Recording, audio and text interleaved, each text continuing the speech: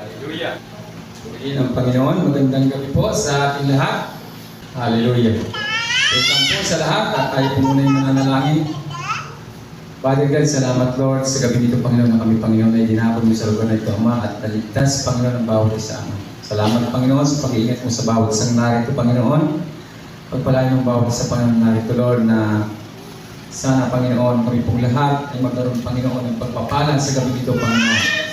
Hiniling ko Lord na mag-uumapaw ang pagpapala sa iyong mga anak sa lugar na ito Ama. Salamat Panginoon at ang iyong pag-aaralan Panginoon. Bigyan mo ito Panginoon ng wisdom bawat sa amin. Ito aming maunawaan Panginoon. Ako bilang magtuturo inyong lingkod Panginoon.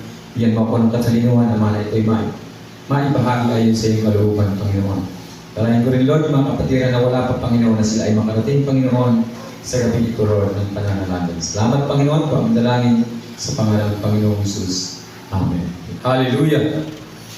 Purihin ang Panginoon.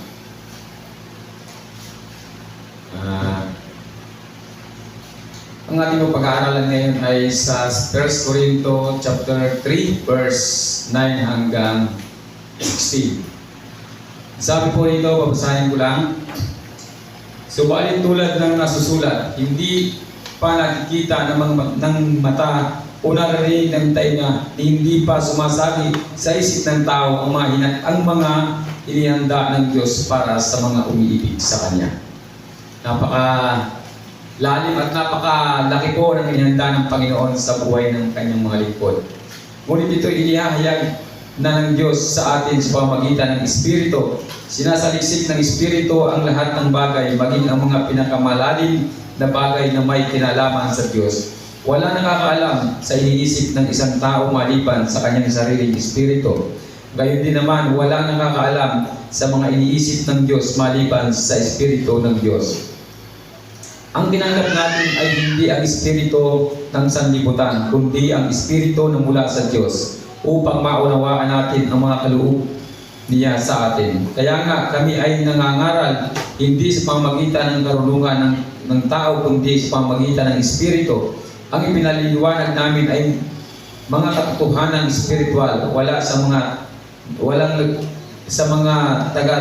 nagtataglay ng Espiritu. Sapagkat ang tao hindi nagtataglay ng Espiritu ay hindi kayang tumanggap ng mga kaloob mula sa Espiritu ng Diyos.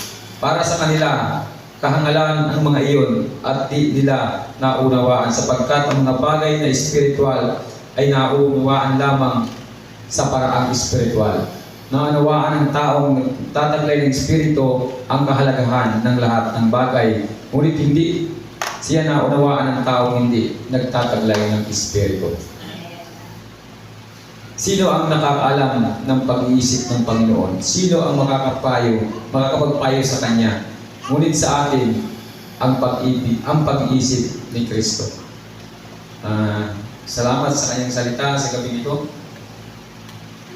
Sabi po sa unang verse, subalit tulad ng nasusulat, hindi pa nakikita ng mata o naririnig ng tainga, hindi pa sumasagi sa isip ng mga tao ang mga inihanda ng Diyos para sa mga umiibig sa Kanya. Napakahiwaga po ng salita ng Panginoon. Kung tayo po ay totoong umiibig sa Panginoon, hindi pa natin nakikita yung inihanda ng Panginoon sa atin. Amen. Napakalaki po ng inihanda ng Panginoon sa ating mga buhay. Kaya sabi ko nga, September 1 ngayon at alam ko, umpisa na ng pagpala ng Panginoon sa Kanyang mga anak.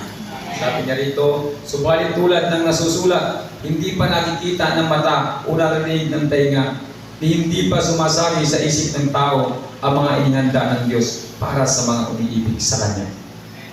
Patuloy po tayong sumunod sa Panginoon. Hindi mo alam kung anong mga hinahanda ng Panginoon sa iyo. Baka ang iniisip mo lamang ay isang 4 wheels na maliit, pero ang inihanda pala ng Panginoon sa iyo, hindi mo pa man lang naiisip, hindi mo pa lang napapangarap, pero nakahanda na pala yung napakalaking kayamanan ay binibigay ng Diyos sa iyo. Kahit ba po talagang na-miss ako sa Panginoon dahil kung mangyayari mga bagay na aking hinihintay ay kahit sa panaginip, hindi ko ito napanaginipan. At kahit sa pangarap, hindi ko ito kayang pangarapin. Ganun po kalaki o kalalim ang biyaya ng Diyos. sa mga taong sumusunod sa Kanya.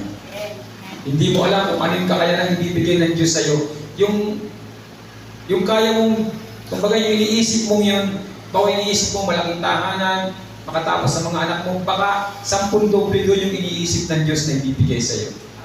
Higit doon sa iniisip mo ang ibibigay ng Diyos sa iyo. Kaya sabi niya, subalit tulad ng nasusulat, hindi pa nakikita ng mga mata o narinig ng tainga, hindi pa sumasagi sa isip ng tao ang mga inihanda ng Diyos para sa mga umiibig sa Kanya. Sabihin, napaka-laki po ng inihanda ng Panginoon sa atin. Kaya ako ay masayang-masaya dahil alam ko talagang hindi kayang tumbasan ng tao ang ibibigay ng Diyos sa atin. Napakalaki po ng pagpapalang ibibigay ng Diyos sa Kanyang mga anak. Ang sabi niya sa susunod na verse, ngunit ito'y inihayag na ng Diyos sa atin sa pamamagitan ng Espiritu. Sinaligsik ng Espiritu ang lahat ng bagay, maging ang mga pinakamalalim na bagay ay may kinalaman sa Diyos. Ito po inihayag na sa atin ng Panginoon. Kaya po sabi ko nga sa inyo, mayroon ng ipinakita ang Panginoon na malaking pagpapala sa atin. Hindi po ito kayang unawain ng tao na hindi talaga pinananahanan ng banal na Espiritu. Ang pakiramdam nila ay talagang ang pag-attend o mga gawain ng Panginoon ay parang kaabalahan. Hindi natin kayang bigyan ng pansin, hindi natin kayang bigyan ng panahon. Sabi rito, ngunit ito'y inihayag na ng Diyos sa atin sa pamamagitan ng Espiritu. Sinasaliksik ng Espiritu ang lahat ng bagay, maging ang mga pinakamalalim na bagay na may kinalaman sa Diyos. Yung pong pinananahanan lang ng banal na Espiritu, sila ang nakakaunawa ng biyaya mula sa Diyos. Hindi po ito kayang unawain ng mga tao.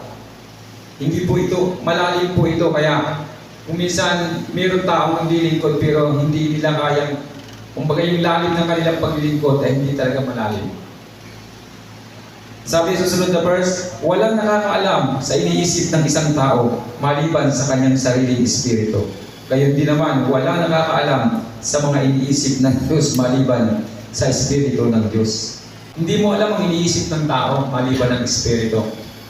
Hindi mo alam ang iniisip ng Diyos maliban ng espiritu. Tayo po ay tumanggap ng espiritu mula sa Panginoon. Kaya po, yung pag-iisip ng Diyos napupunta po sa atin. Kaya ikaw ay nananampalataya, nagtitiwala ka sa Panginoon dahil nasa iyo yung pag-iisip ng Panginoon. Naunawaan mo yung biyaya na gustong ibigay ng Diyos sa iyo. Kasi nandun yung Espiritu ng Panginoon sa iyo, nararamdaman mo parang hangin. Ang hangin, hindi mo naman nakikita, pero naniniwala kang may hangin kasi nararamdaman mo. Ang biyaya po ng Panginoon, hindi mo ito kayang, sabi niya, dapat, para matanggap mo ang biyaya ng Panginoon, dapat paniwalaan mo ito. At ito hindi kayang paniwalaan basta-basta ng mga tao. Sabi ko nga, hindi ko alam sa mga sinasabi ko rito kung ilan lang ang naniniwala. Pero mapalad ang naniniwala. Sabi nga ng Biblia, mapalad ang naniniwala, datapwat hindi nila ako nakita. Kaya tayo po magkakaroon ng kapangyarihan ng salita ng Panginoon sa atin kung tayo naniniwala sa Panginoon. Maunawaan mo ang pinagagawa ng Panginoon kung nasa sa iyo ang banal na Espiritu. Kasi siya yung kukulit sa iyo, nalalaman mo yung pinagagawa ng Diyos sa iyo. Kasi pag iwala sa iyo ang banal na Espiritu, hindi mo talaga ito maunawaan. Hindi mo alam kung anong ipinagagawa ng Panginoon. Nung una ako ay hindi ko rin talaga basta maunawaan, pero yung lalim ng relasyon ko sa Panginoon, doon ko naunawaan na parang halos magkalapit na lang kami ng Panginoon, nag-uusap at kung ano yung direksyon na ipinagagawa niya sa akin. At malinaw na malinaw po ang pinapagawa ng Panginoon. Ito po'y malalaman ninyo kung ang banal na Espiritu ay nasa sa inyo, kasi yung Espiritu kaisipan ng Panginoon, yun po ang magkukulik sa atin. Gaya ng mga propeta, alam nila yung pinapasabi ng Diyos, pero hindi alam ng mga tao. Diba, milyon-milyong tao hindi nila alam, si Moises lang ang nakakaalam. Kasi siya lang yung may direct na relasyon sa Panginoon. Pero ngayon po, iba na. Lahat po ay tayo ipiling magkaroon ng relasyon sa Panginoon simula nung isugo ang kanyang anak, ang Panginoong Hesus. Kaya po dapat maramdaman mo ang banal na Espiritu sa iyo at malaman mo kung ano yung pangako ng Diyos sa iyo. Para ito ay magkaroon ng katuparan at yung kapangyarihan ng kanyang salita ay matatanggap mo. Sa pamamagitan ng pagtitiwala natin sa Panginoon. Verse 12, ang tinanggap natin ay hindi ang espiritu ng sanlibutan, kundi ang espiritu mula sa Diyos upang maunawaan natin ang mga kalooban niya sa atin. Ang tinanggap daw po natin ay hindi espiritu ng sanlibutan, kundi espiritu ng Diyos. Yun po ang tinanggap natin sa Panginoon. Kaya kung wala sa iyong espiritu ng Panginoon, hindi mo talaga naunawaan yung gustong sabihin ng Panginoon. Yung gustong iparating ng Panginoon sa iyo. Alam po ninyo, hindi tayo pwedeng humawak kahit pa sabihin ikaw ay may trabaho maganda, ikaw ay maraming pera, mayaman ka, marami kang ari-arian, ang lahat ng yan ay pwedeng mawala. Ang pwede lang natin panghawakan ay ang kanyang salita at ang Panginoon lang ang pwede natin pagkatiwalaan ng lahat sa atin. Pero hindi mo ito maunawaan kung wala sa iyo ang banal na espiritu. Kaya nga kung minsan may nagsasalita, pero parang hindi ka interesado kasi hindi mo ito nararamdaman. Hindi mo ito nakikita. Pero pag ang banal na espiritu ay nasa iyo, makikita mo yung sinasabi ng Panginoon. Yung salita niya, parang nakatayo na sa harapan mo, yung biyayang iyong hinihingi sa Panginoon. Sabi po sa 13, kaya nga kami ay nangangaral hindi sa pamamagitan ng karunungan ng tao, kundi sa pamamagitan ng Espiritu.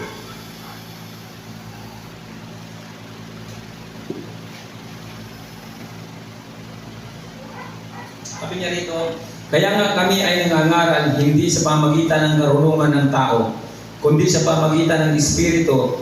Ang ipinaliliwanag namin ay mga katotohanan espiritual para sa mga nagtataglay ng Espiritu. Yun pong sinasabi ko rito, sabi ko rito, kaya nga kami ay nangangaral hindi sa pamamagitan ng karunungan ng tao, kundi sa pamamagitan ng Espiritu.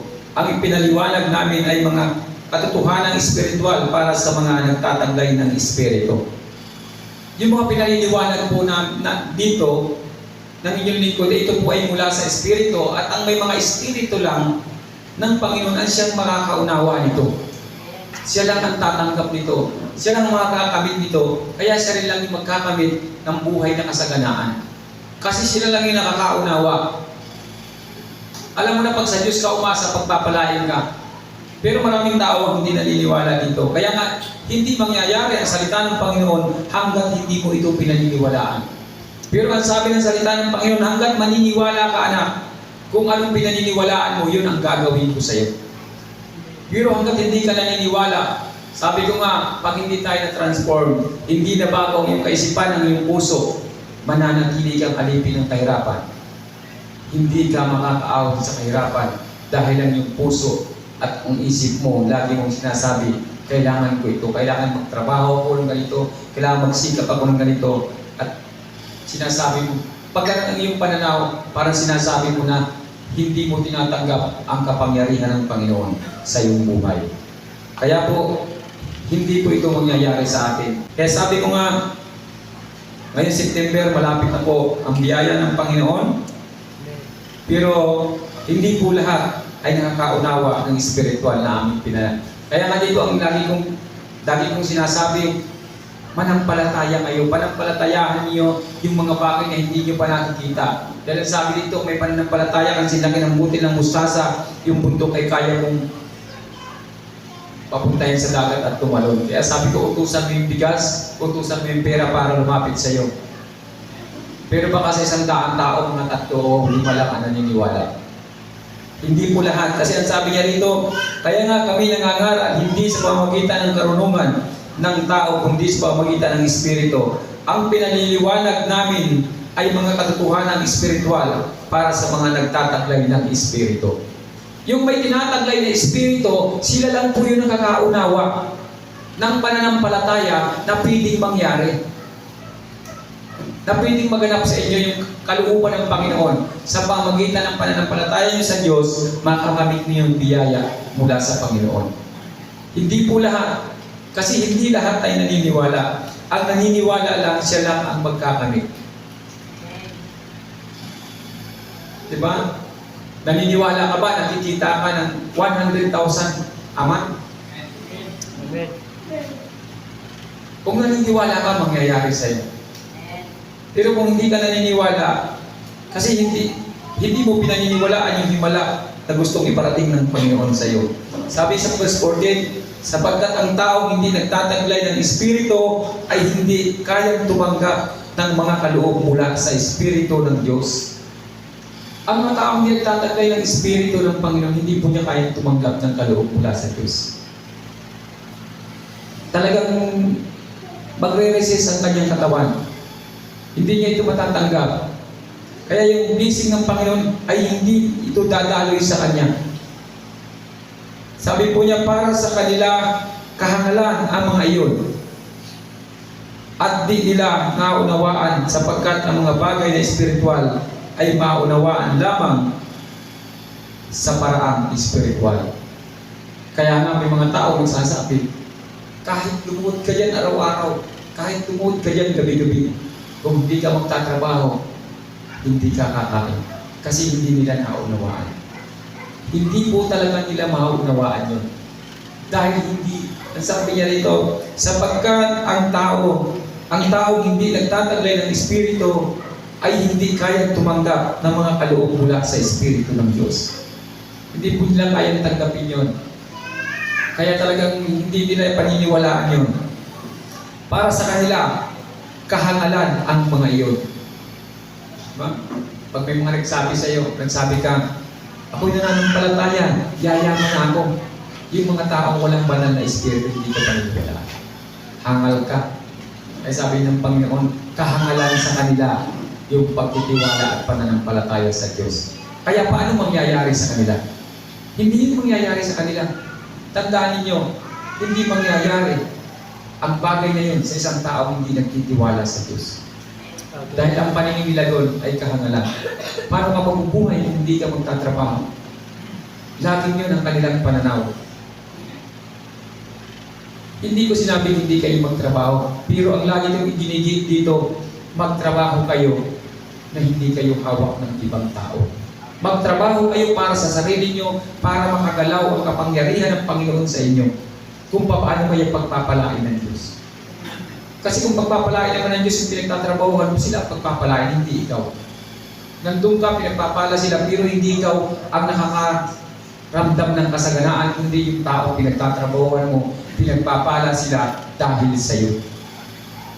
Kaya ang gusto ng Panginoon, tayo ay magsarili. Tayo ay mabuhay na umaasa sa Diyos. Ito po ang hindi maunawaan ng mga tao na walang Espiritu ng Diyos sa kanilang mga buhay.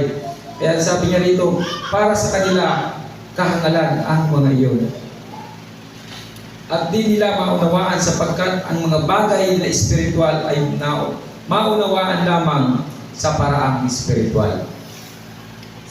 Yun po ay maunawaan lang ng mga taong tulad natin na mayroong Espiritu ng Diyos na nakakaunawa sa salita ng Panginoon. Naunawaan ng taong nagtataglay ng Espiritu ang kahalagahan ng lahat ng bagay, ngunit hindi siya naunawaan ng taong hindi nagtataglay ng Espiritu. Pag hindi po natin tinataglay ang Espiritu, pag may makakita rito kay Jojo, tatawanan siya. Yung mga hindi nagtitiwala sa Panginoon. Sasabihin, sayang pinag-aralan ng taong ito.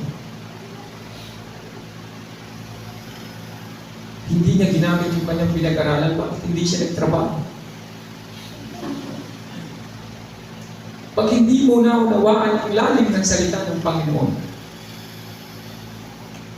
kaya dapat hindi ka, pag ikaw ay naglilingkod sa Panginoon, huwag ka magkakaroon ng guilt sa puso mo na kailangan magsikap ako para sa sarili ko. Hindi na kasi yun kailangan.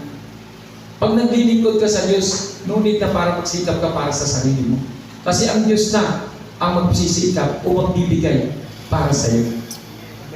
Kasi sabi ko nga, nung nakaraan, magugutom na yung mga tao nagtatrabaho sa malalaking pabrika, pero yung nagtatrabaho sa upasan ng Panginoon, kailanman ay hindi niya gugutom. Kahit pa presidente, piling magutom. Kasi ang nagluklok sa presidente, tao lang. Pero kung ikaw ay naglilingkod sa Panginoon, ang nagluklok sa iyo ay ang Diyos. Ang sabi ng salita ng Panginoon, hindi kayo ang pumili sa akin, ako ang pumili sa inyo. Bakit ka narito? Hindi mo yan ginusto. Diyos ang kumuha sa iyo at inilagay ka dyan. Bakit ka mangangamba ng lahat ng kailangan mo? Bakit kailangan mo mag-isip para sa iyong kinabukasan? Bakit kailangan mo mag-isip para sa iyong kakainin? Kung ikaw na rin lang ay naglilingkod sa Diyos, buuin mo na 100% pagtitiwala mo sa Diyos, Panginoon na ang bahala sa iyo. Kasi magugulo yung kaisipan mo, hindi ka makakapag-concentrate ng paglilingkod mo sa Panginoon, mahahati ang isip mo sa pangangailangan mo at sa paglilingkod mo sa Diyos. Dapat, sino ba ang pipiliin mo? Yung kayamanan, yung katanyagan, yung kapangyarihan, o ang Diyos?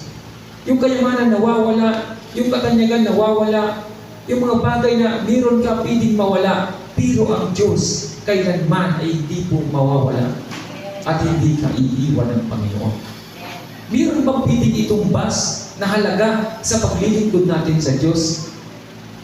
Kahit balik-balik-tarin mo yung mundo, wala pong piling makapantay ng trabaho ng taong naglilingkod sa Diyos. Kung i-compare mo sa mataas na posisyon sa mundo ito, tulad ng presidente. Sabi ng dalubhasa sa pag-aaral, walang ibang taas na uri ng trabaho kundi yung naglilingkod sa Diyos. Kaya nga sabi ko, magugutom yung iba, pero yung taong naglilingkod sa Diyos, hindi po magugutom. Kasi ang Diyos ang iyong provider. Ang Diyos ang nagsusupply ng lahat ng iyong pangailangan. Paano ka magugutom? Ay siya ang may-ari ng langit, ng lupa. Lahat ng bagay na nakikita mo'y Kanya. Paano ka magugutom? Magugutom ang isang tao naglilingkod sa Diyos kung hindi siya nagtitiwala at hati ang kanyang kaisipan at ang kanyang puso ay atras abante. Pero pag dire-diretso ka sa Panginoon, tandaan ninyo, hindi mag-aalinlangan ang Diyos para ikaw ay pagpalain. Hindi mag-aalinlangan ang Diyos para bigyan ka ng pagpapala na higit sa inaasahan mo.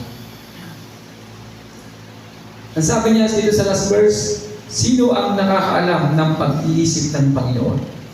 Sino ang makakapagpayo sa Kanya? Wala po. Ngunit nasa atin ang pag-iisip ni Kristo. Kaya po naunawaan natin ang pinagagawa ng Diyos at ang katalinuhan ng Panginoon ay napupunta sa atin na mabahaginan tayo kasi ngunit nasa atin ang pag-iisip ni Kristo. Kasi nasa atin yung pag-iisip ng Panginoong Hesus na iniwan niya sa atin. Yung mga dapat na gagawin natin, siya po ang dapat nating sundan. Pag hindi mo nga naunawaan ang mga bagay na ito, manghihina ka. Hindi mo maunawaan. Kaya nga sabi ko, dapat malalim ninyong maintindihan ang salita ng Diyos. Alam nyo, sa dinami-dami ng tao nakikinig sa salita ng Panginoon, ilan lang ang nakikinabang. Marami naman kasi na parang habit lang ang magsimba. Pero pagdating sa bahay nila, inalimutan na yung mensahe. Pag medyo kinulit, ano pa pagagaling ko sa simbahan, umpisa ka na naman. Gagalitin mo na naman ako. Kasi simba ko lang. Hindi po natin, maraming baga, kaalis ko lang pero hindi mo nahahawakan yung presence ng Diyos. Yung presensya ng Panginoon. Sabi nga ni Kuya Mar, pipitasin mo na naman ang bunga ng Banal na Espiritu sa atin. Magkagalit ka kaagad. Pag hindi po natin naunawaan ang salita ng Diyos, hindi po ito magkakaroon ng kapangyarihan sa atin. Kaya nga sabi ko, malapit na po ang biyaya ng Panginoon. Kumbaga, talagang narito na kasi lahat naman ng kailangan natin ibinigay na ng Diyos. Kaya lang hindi mo ito matanggap kasi nga yung Banal na Espiritu na nagsasabi sa iyo, hindi mo ito maintindihan. Kumbaga parang ganito, pag nagtanong ka sa halimbawa, nagtanong ka sa, ikaw ay hindi marunong magkuyunin, nagtanong ka sa kuyunin, saan yung papuntang palengke? Halika pa kun. Ay hindi mo naman alam. Hindi mo masusundan yung sinasabi niya. Kasi hindi mo alam yung salita niya. Kung hindi ka marunong mag-English, tanongin mo yung tanong. Magtanong sa iyo yung tanong, hindi rin maintindihan yung tanong. O magtanong kung saan ang market, hindi mo naman alam sabihin. Tuturo-turo ko lang, hindi niya matutukyan yun. Kasi hindi niya alam yung sinasabi mo. Hindi niya naiintindihan. Alam niya yung tinatanong mo, pero hindi mo naiintindihan yung sagot niya. Yung tinatanong mo, hindi mo naiintindihan yung sinasagot niya. Ang banal na Espiritu, bakit po hindi natin makamit yung biyaya? Kasi hindi nila, ang nakakakamit lang ng biyaya, yung nakakaunawa ng salita ng Diyos. Yung mayroong banal na Espiritu. Kaya nga, hindi mo ito makamit kasi hindi mo naunawaan yung salita ng Diyos. Hindi mo naunawaan. Kaya yung lalim ng salita ng Panginoon, kaya lagi kong sinasabi sa inyo, laliman ninyo yung paglilingkod sa Diyos para maunawaan ninyo. Hindi mo malalaman yung purpose mo hanggat hindi mo ito naunawaan. Ito kasi yung magbibigay kung ano talaga yung purpose mo. Ano yung talagang plano ng Diyos sa iyo, maunawaan mo lang pag ito po ay naipasok mo sa puso at isip mo ang salita ng Panginoon. Ay, ito pala ang purpose ng Diyos sa akin. At hindi ka magdadalawang isip. Kaya nang nangyari sa akin, talagang nalaman ko na ito pala yung purpose ng Panginoon sa akin. Kaya po, pag tayo pinili ng Panginoon, huwag ka nang magdalawang isip. Mas mahalaga po yung paglilingkod sa Panginoon kaysa sa profesyon sa mundong ito. Kahit pa CEO ka ng isang company, kahit pa anong klaseng posisyon meron ka, pag tinawag ka ng Diyos. At iniwan mo yung posisyon na yon, higit pong malaking pagpapala ang tatanggapin mo. Sabi ko nga, yung ginagawa ni Jojo dito, yung ginagawa niyang paglilingkod sa Panginoon, isang araw, makikita niya yung himala ng pagpapala na ibibigay ng Panginoon. Magugulat na lang siya. Bakit ganito malaking pagpapala ang tinanggap ko? Dahil yan sabi po sa una nating verse, babalikan ko lang, subalit tulad ng nasusulat, hindi pa nakikita ng mata o narinig ng tainga, hindi pa sumasagi sa isip ng tao ang mga inihanda ng Diyos para sa mga umiibig sa Kanya. Hindi mo alam, hindi ka nangarap ng helicopter, pagdating ng panahon may helicopter ka. Hindi sumagi sa isip mo na magkakaroon ka ng sariling eroplano. Nagka-eroplano ka. Hindi mo alam. Ganun po katindi yung inihanda ng Diyos sa atin. Kaya, bakit ka nag-aalinlangan sa paglilingkod mo sa Panginoon? Bakit parang hindi mo kayang ibigay yung 100% na pagtitiwala mo sa Diyos? Kaya lagi ko kayong hinahamon na maging tapat tayo sa Panginoon. Talagang yung 100% na paglilingkod sa Diyos, ilagay po natin sa ating mga puso. Ako may time na umiiyak sa Panginoon hating gabi. Minsan tulog na lahat ng mga kasama ko. Naluluha ako sa kapangyarihan ng Panginoon. Dapat po magkaroon tayo ng relasyon sa Diyos sa bawat oras natin ginagawa, lalo higit yung ikaw na lang ang isip sa pamilya nyo, hindi kang manalangin sa Panginoon. Maramdaman mo ang presensya ng Diyos. Mababago ang buhay mo. Pag nabago po ang puso at ang iyong kaisipan, mawawala ang alalahanin mo. Hindi ka mag-aalala. Kaya sabi mo din sa bahay, ang unang-unang nag-aalala lang si pastoran. Mga pagkain, mga pangailangan, din ako nag-aalala. Kasi pag yun, mga alalahanin ang inilagay mo sa puso at isip mo, mabawasan po yung paglilingkod natin sa Diyos. Consider po natin ang ating paglilingkod sa Panginoon dahil hindi mo alam kung gaano kalalim ang inihanda, kung gaano kalaki ang inihanda ng Diyos sa atin ng mga pagpapala na binigay ng Panginoon. Dito lang, niisip ko talaga, sabi ko, Lord, what if nangyari yung mga bagay na ito na dumating sa buhay ko? siguro, halos lahat magugulat. Paano nangyaring ganun si Pastor Kayaman? Sa umaga, puting sasakyan. Sa tanghali, pula. Sa hapon, ibang kulay na naman, orange. Tapos pag-aalis ako ng alanganing oras, naka-helicopter. Pag pupunta ng ibang bansa, naka-aeroplano, sarili ko. Diba?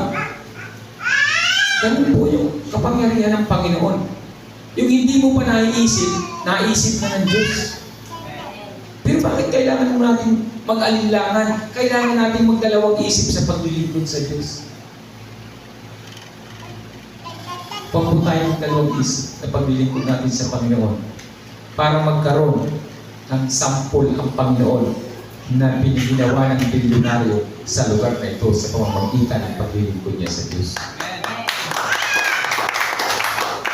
Pag hindi po natin pinanghawakan yon, kasi tayo yung tinitingnan ng mga tao. Kaya pag ito'y nangyari sa atin, yung bahay ko ay may landingan ng helicopter sa taas.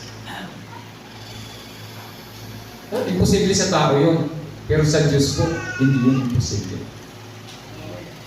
Hindi po imposible sa Panginoon yun. Yung mga bagay na yun, maliit lang yan sa Panginoon. Diba? Si Manny Pacquiao nga, kamao lang. Nakabili na ng yate, nakabili na ng mga ano. Kamao lang yung ginamit niya. Yun pa kaya ang Diyos natin ang nagbibigay sa atin ng biyaya. Kaya nga sabi ito, hindi pa nakikita ng mata o narinig ng tainga, hindi pa sumasagi sa isip ng tao ang mga inihanda ng Diyos para sa mga umiibig sa Kanya. Napakalaki po ng inihanda ng Diyos sa atin. Isang araw magugulat ka na lang na gano'n na ang sitwasyon, yung gano'n na ang kalagayan mo. May sarili ka ng driver, may pag alis mo sa bahay mo, may nagbubukas ng pinto, may nagsasara ng pinto. Pagpasok mo sa sasakyan mo, matutulog ka lang doon, gigisingin ka na. Pagtawid ng dagat, papasok, submarine na yung sasakyan mo, diretso ka ng Manila, paglabas doon, kotse na naman yung sasakyan mo. Ganun po ang inihanda ng Diyos sa atin. Bakit ko po ito sinasabi sa inyo? Gusto ko pong ilagay niyo sa inyong kaisipan at sa inyong puso yung laki ng ating Diyos. Yung kapangyarihan ng Diyos na piling mangyari sa atin.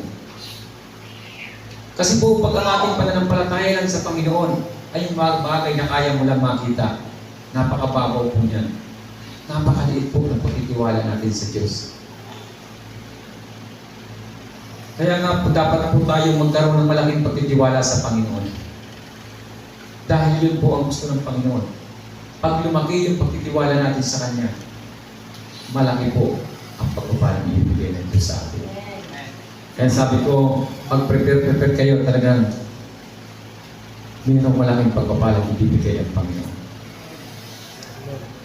Nag-uumpisa na po, September 1, nag-uumpisa na po ang pagpapala ng Diyos. Mararanasan na po natin ito. Kaya napakasaya ng buwan na ito. Talagang nakaka-excite. No? Talagang sabi ko, Lord, ako nga may naka-prepare na naman akong biyahe pa Manila. Yung ginagawa ng Diyos, hindi natin kayang tawaran. Diba, makakapamasyal ako sa Manila nang wala naman akong gastos. Talagang sabi ko, Lord, hindi kayang tawaran.